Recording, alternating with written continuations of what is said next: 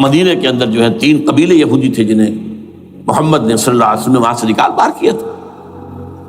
یہ جارڈن یہ ترکی کا بھی کچھ حصہ ہمارا ہے، باقی پورا لبنان اور پورا فلسطین یہ سب اس کے اوپر بنے گا ایک greater Israel. This is there local agenda, اور اس کے لیے ضروری ہے ایک بہت بڑی جنگ، ایسے آسانی سے نہیں ہو جائے گا۔ آرمگیڈون، جس کو حضور نے فرمایا الملحمۃ العظمی، الملحمۃ الکبریٰ، بہت بڑی جنگ، جس کی خوفناکی اور تباہ ناکی کا اندازہ اس سے کیجئے۔ حضور فرماتے ہیں کہ اگر ایک باپ کے 100 بیٹے یا ایک دادا کے 100 پوتے ہوں گے تو ان میں سے 99 ختم ہو جائیں گے، ایک بچے گا۔ اور ایک جگہ فرماتے ہیں اتنی اموات ہوں گی، اتنی لاشیں ہوں گی کہ ایک نفاست پسند پرندہ جو ہے، جو گندگی پہ نہیں اترنا چاہتا، ایک تو ہے یہ کوے، چیلیں، گدھ، وہ تو گندگی کی تلاش میں ہے مردار کھانے کے لیے، وہ تو لاشوں کو نوچ رہے ہوں گے۔ وہ پرندہ جو ہے نفاست پسند پرندہ، وہ نہیں اتر سکے گا، اڑتا اڑتا چلا جائے گا، لیکن لاشوں کا سلسلہ ختم نہیں ہوگا، یہاں تک کہ تھک ہار کر لاشوں پر گر جائے گا۔ یہ دور نہیں ہے، اس لیے کہ اس پر متفق ہیں یہودی بھی اور عیسائی، پروٹسٹنٹس عیسائی اس کے اوپر پوری طرح متفق ہیں۔ آرمگیڈون، جسے آپ 3rd ورلڈ وار کہہ لیں، الملحمۃ العظمیٰ کہہ لیں، الملحمۃ الکبریٰ کہہ لیں حضور کے الفاظ میں، یہ آئے گی۔ اس کے نتیجے میں گریٹر اسرائیل بنے گا۔ نمبر 3 پھر بنے گا 3rd ٹیمپل، جو ٹائٹس نے گرا دیا تھا 70 میں، سن 70 عیسوی، جسے گرے ہوئے کتنا عرصہ ہو گیا؟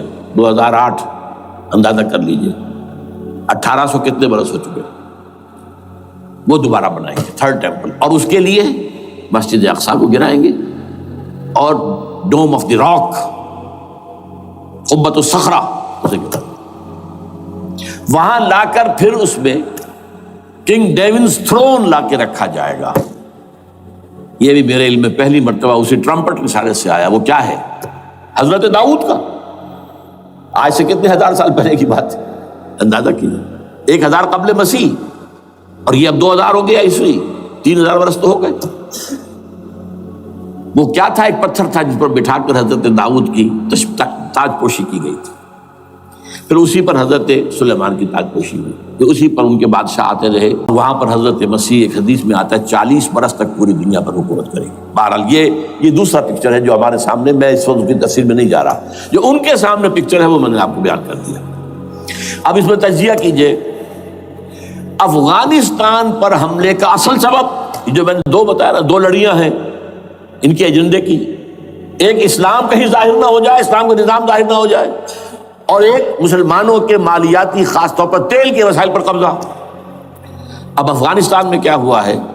یہ سارا معاملہ تھا اسلام کا راستہ روکنے کے لیے، کہ یہاں تو اسلام ایک شکل دکھا رہا ہے اپنی، اور اگر انہیں موقع مل گیا تو یہ تو ایک ایسی ویلفیئر اسٹیٹ قائم کر دیں گے، زکوٰۃ کا نظام قائم ہو جائے گا تو اعلیٰ ترین ویلفیئر اسٹیٹ قائم ہو جائے گی، اور اگر یہاں پر جو ہے یہ ساری سزائیں نافذ ہو گئی، معاشرہ کرائم فری ہو جائے گا، لوگوں میں محبت ہوگی، مساوات ہوگی، اور یہ کہ عام لوگوں کے لیے ویلفیئر ہوگا، اور یہ سامنے نظام آ گیا تو پھر ہمارا یہ نظام کیپٹلزم یہ کہاں رہے گا؟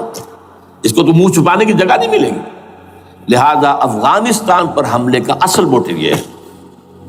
البتہ یہ ساتھ ہی یہ بھی تھا کہ افغانستان کے راستے سے سینٹرل ایشین سٹیٹس جو ہیں ان سے پائپ لائنیں لا کر، اور وہ پھر کہیں گوادر کے آس پاس سمندر تک لائے جائے، تاکہ ہم وہاں کے جو ہے ڈرین کر سکیں جو تیل اور گیس کے ذخائر ہیں سینٹرل ایشین سٹیٹس کے اندر، جو مسلمان سٹیٹس ہیں۔ تو اس کے لیے راستہ جو ہے وہ لینا چاہتے تھے افغانستان سے۔ اب وہ جہاں تک افغانستان کا تعلق ہو تو ان کے قبضے میں ہے، جب چاہیں کر لیں۔ اب پاکستان کا معاملہ جو تھا وہ، جیسا کہ میں نے کہا کہ اس کا راستہ وہ رک گیا، جبکہ انہیں واپس جانا پڑ گیا۔ لیکن انہوں نے افغانستان میں کوشش کی، طالبان کے زمانے میں یونیکول جو ہے ان کی سب سے بڑی جو ہے وہ کمپنی ہے، اس نے مذاکرات کیے، وہ دیکھ کر حیران رہ گئے کہ یہ ان پڑھ، یہ ملے ملاٹے جو ہیں یہ تو بڑے ٹف بارگینر ہیں۔ اس طریقے سے پاؤں جما کر طالبان نے جو ان کے ساتھ مذاکرات کیے ہیں اور ان سے اپنی شرطیں پیش کی ہیں کہ وہ گھبرا کر بھاگ گئے۔ یہ صورتحال بھی تھی افغانستان پر قبضہ کرنے میں، لیکن یہ ہے کہ اصل کیا تھا کہ وہ اسلام کی کوئی شکل دنیا کے سامنے نہ آنے پائے، جو ان کا میجر ہے۔ اسی لیے پورا عالم کفر جمع ہے، امریکہ، یورپ، روس، چین، سب جمع ہے، بھارت تو ہے ہی ہے، یہ سب جمع ہے۔